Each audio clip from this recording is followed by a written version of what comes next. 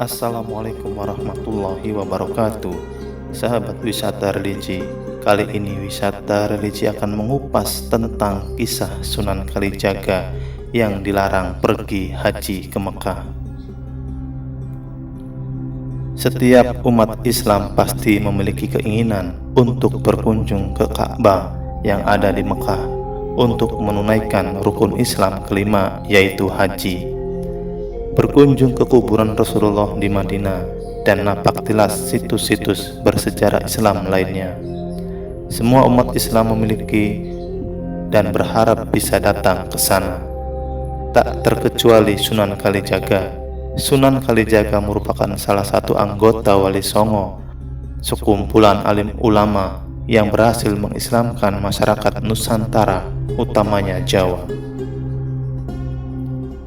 Dikisahkan, suatu ketika Sunan Kalijaga berada di Malaka.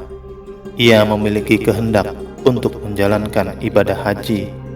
Namun siapa sangka, seorang ulama senior pada saat itu, yaitu Syekh Maulana Maghribi, meminta Sunan Kalijaga untuk kembali ke Jawa, tidak memperkenankannya untuk melanjutkan perjalanan ke Tanah Suci.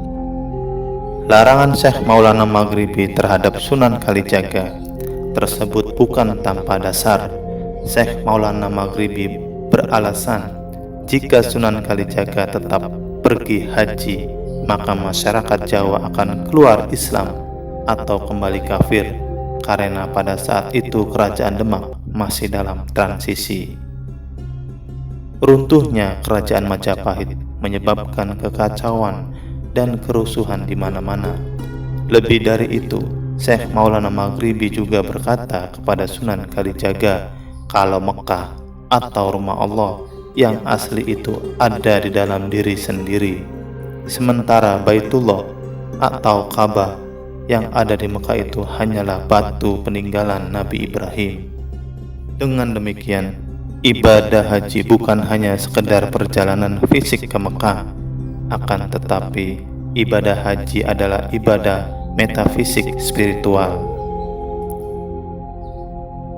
Seseorang akan sampai di Mekah sejati manakala mereka sanggup menjalani kematian dalam kehidupan atau mati sejroning urip dan bisa membebaskan diri dari belenggu hawa nafsu. Di versi lain dikisahkan bahwa yang melarang Sunan Kalijaga berhaji adalah Nabi Khidir alaihissalam. Ketika Sunan Kalijaga berada di tengah laut dalam sebuah perjalanan menuju ke Mekah, tiba-tiba Nabi Khidir alaihissalam menghentikannya. Segera Nabi Khidir memberikan nasihat kepada Sunan Kalijaga agar tidak usah melanjutkan perjalanannya ke Mekah jika tidak mengetahui apa yang akan dilaksanakannya selama tinggal di sana. Kisah Sunan Kalijaga di atas memberikan banyak pengajaran bagi kita. Salah satunya adalah lebih memprioritaskan problematika umat. Sunan Kalijaga dilarang berhaji karena pada saat itu iman masyarakat Jawa yang menjadi medan dakwah Sunan Kalijaga masih rapuh.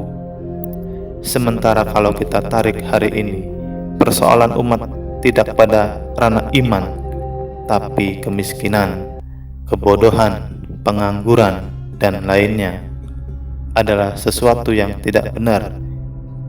Jika ada orang yang sering menunaikan ibadah haji dan umroh ke Mekah, sementara umatnya, tetangganya, dan saudaranya masih dalam keadaan yang memprihatinkan. Bukankah ada banyak cerita yang mengisahkan bahwa seseorang mendapat status haji mabrur meski tidak menjalankan ibadah haji di Mekah? Ada hadis Nabi yang juga menceritakan hal itu. Dikisahkan bahwa usai menunaikan haji, para sahabat mendatangi Nabi Muhammad SAW. Mereka bertanya perihal siapa yang hajinya mabrur. Nabi Muhammad SAW menjawab bahwa yang hajinya mabrur adalah si Fulan. Mendengar nama sahabat yang disebut Nabi Muhammad SAW tersebut, para sahabat jadi terheran-heran. Mengapa? Karena si Fulan yang disebut Nabi tersebut tidak jadi menunaikan ibadah haji.